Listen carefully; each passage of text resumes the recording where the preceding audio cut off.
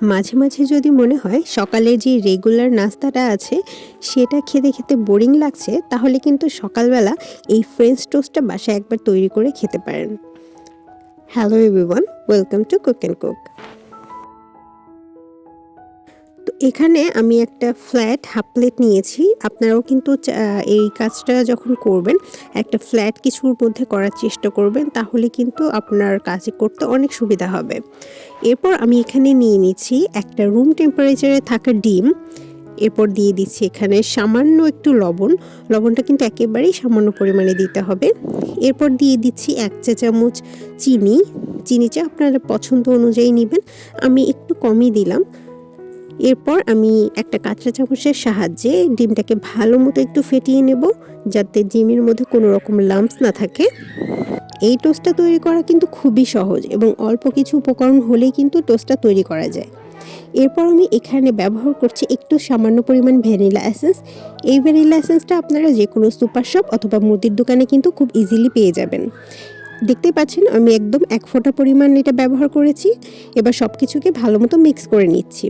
আপনারা চাইলে ভ্যানিলা এসেন্সের বদলে এখানে সামান্য একটু এলাচের গুঁড়ো ব্যবহার করতে পারেন, এতে করে ডিমে যে কাঁচা গন্ধটা থাকে সেটা চলে যায়। এরপর আমি এখানে যে চা খাওয়ার কাপ থাকে সেই কাপে 1 কাপ পরিমাণ নিলাম দুধ। এবার ভালোভাবে একসাথে মিশিয়ে নিয়ে এখানে আমি একটা একটা করে স্লাইসগুলো দিয়ে দিচ্ছি পাউরুটির। এই পাউরুটিগুলোকে একটুখানি হাত দিয়ে অথবা এভাবে চামচ দিয়ে আপনারা ডিপ করতে পারেন, এবং ডিপ করার পরে এটা যেহেতু খুব তাড়াতাড়ি এই দুধ আর ডিমের মিক্সচারটা শুষে নেয়, সো খুবই সাবধানে। অলরেডি কিন্তু আমার দেখতেই পাচ্ছেন একটু ফুটো হয়ে গিয়েছে চামচ ব্যবহার করার কারণে। এরপর আমি সবগুলো কিন্তু হাত দিয়েই করে নিয়েছি, কারণ এটা খুবই নরম হয়ে যায়। সো এই কাজটা একটু তাড়াহুড়া করেই করবেন।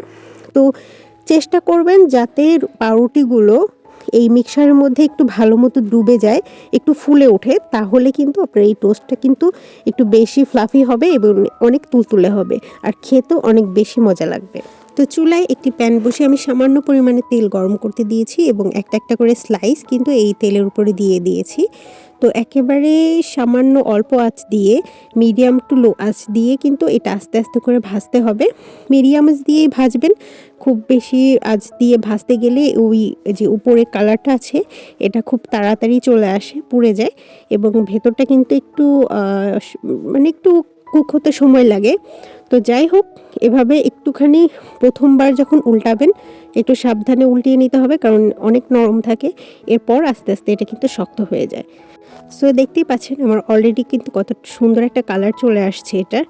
সো এইভাবে আস্তে আস্তে করতে থাকবেন। আমার কিন্তু এখানে একটা রুটি একটু ছিঁড়ে গিয়েছিল, এভাবে যেহেতু শক্ত হয়ে গিয়েছে এখন এটা কিন্তু একেবারেই বোঝা যাচ্ছে না। সো এইভাবে আমি একটু উল্টে পাল্টে দিয়ে ভেজে নিচ্ছি।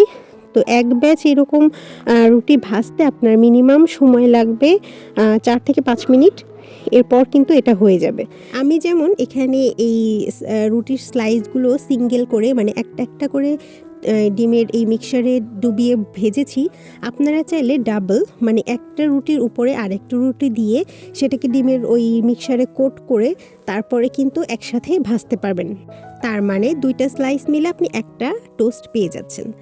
সো এই তো মোটামুটি হয়ে গিয়েছে আমার সবগুলো কিন্তু টোস্ট ভাজা শেষ। এবার আমি একটুখানি সামান্য মাঝখান থেকে কেটে নিয়ে সার্ভ করে দিচ্ছি। আর এই টোস্টটা আপনারা কিন্তু একেবারেই গরম গরম খাবেন, গরম গরম পরিবেশন করবেন আর কি, কারণ এই টোস্টটা ঠান্ডা হয়ে গেলে একেবারেই মজা লাগে না। তো যাই হোক, কেমন লাগলো আজকের এই সকালের ইয়াম্মি একটা নাস্তার রেসিপি। সো এভাবে যদি আপনারা বাসায় ফ্রেঞ্চ টোস্টটা কখনো তৈরি করেন অবশ্যই কিন্তু আমাকে জানাতে ভুলবেন না। দেখা হবে নেক্সট ভিডিওতে। আল্লাহ হাফেজ।